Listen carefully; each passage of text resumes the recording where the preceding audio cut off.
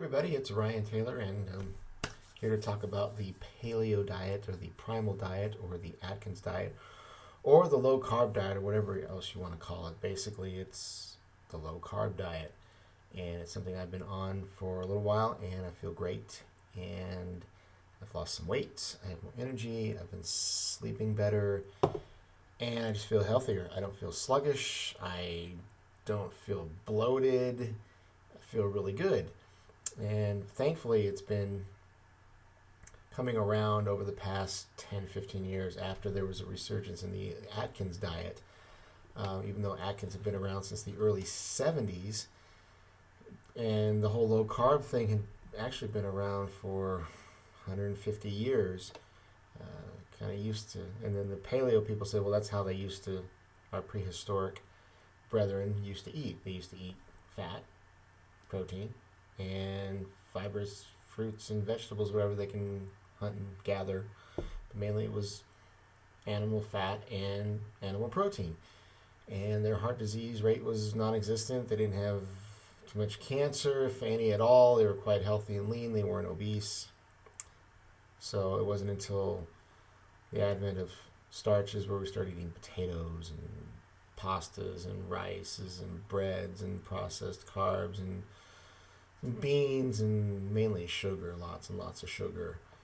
And that's when all the weight problems started happening. But even as early back as the 1850s, people started losing weight by going back and eating low carb. They reduced the sugars and the carbs and the starches and all the things that tasted good. It was cheap.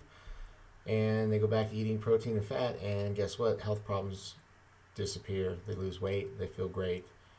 But that all kind of fell by the wayside in the 60s into the 70s, when there were some studies that were shown to somewhat, or they would prove that eating dietary fat causes heart disease and cholesterol. And it was a faulty study.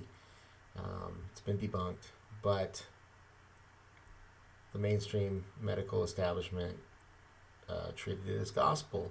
And more importantly, the government treated it as gospel, which led to the food pyramid, which is lots of starch, lots of grains, and way down the bottom it's protein and fat. So everything that's bad for you is what the government tells you to eat. And doctors pretty much subscribe to that. If they want you to eat healthy, they say, well, eat low fat, high carbs, lots of whole wheat grains and vegetables and lean meats, or little lean meats like fishes and chickens, and stay away from red meat, and that's bad, and only eat the egg whites. It's like, ugh. And drink skim milk. Ugh, that's even worse. In actuality, whole milk, whole eggs, butter, bacon, pork, beef, chicken, fish, cheese, all of that, it's great for you. Stay away from the pasta, stay away from the carbs, stay away from the rice, the breads, all that crap. Yeah, it's really good, it's tasty, I love that stuff. But it makes you fat and bloated and gives you health problems, and it's a cause of diabetes. All that sugar, especially with sodas and sweets and candies and cakes and pasta and pastries and ice cream and all that tasty goodness is just really, really terrible for you, and just causes you a world of hurt. So just stick with low carb. Go paleo, go primal. You can go with Mark Sisson's primal diet. There's a big paleo movement going on. You can even just use the regular old Atkins diet. It works just fine. I've used that before in the past, and it's been great. I get to eat eggs and bacon in the morning, and I get to eat steak salads for lunch and steak for dinner. And even more so, my little addition to it is good old alcohol and scotch, vodka, gin, bourbon, beer, hearty beers, like I like stouts and IPAs, and lots of red wine. We all know the benefits of red wine, and wine drinkers are happy people, as are scotch drinkers. In moderation, of course. Don't want to get drunk. That just screws up your liver and causes other problems. In moderation, it's really good for you.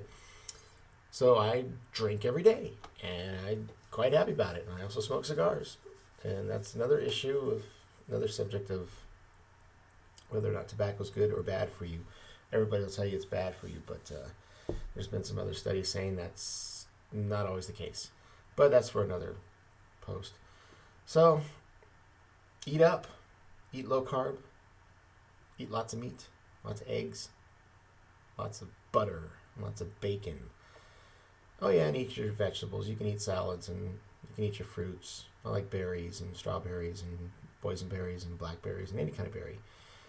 But load up on the animal fats and the proteins and the dairy. You'll notice the difference within like the first week or two. Hell, you notice it within the first few days. You won't feel sluggish anymore. You won't have that bloated sensation. You won't be tired, and you'll just feel better. So give it a shot. Let me know what you think. Send me an email at ryan@ryanstaylor.net, or Twitter me at ryanstaylornet, or check out my Facebook page and let me know what you think. And check out my blog as usual at ryanstaylor.net. And look forward to hearing from you, and I'll talk to you next time.